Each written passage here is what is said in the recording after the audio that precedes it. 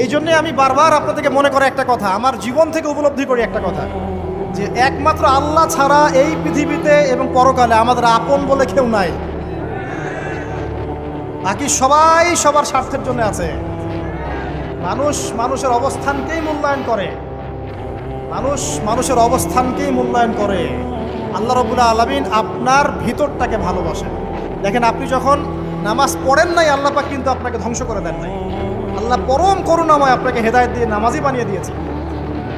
জীবনে অনেক পাপ করেছেন, ইনস্ট্যান্ট আল্লাহ পাক শাস্তি দিতে পারতেন, আল্লাহ পাক দেন নাই। আল্লাহ আপনাকে ভালোবাসেন, আল্লাহ আমাকে ভালোবাসেন। আল্লাহ পাকের এই ভালোবাসার ঋণটা শোধ করার জন্য হলেও নামাজি হয়ে যান, আল্লাহর পথে ফিরে আসেন, দিনের জন্য কিছু করেন, দিনের ফিকির করেন, পড়াশোনা করেন। প্রিয় ভাইরা, আল্লাহ পাক তৌফিক দান করুন। দেখুন, এই রিবা থেকে দূরে থাকার জন্য একটা হাদিস যথেষ্ট।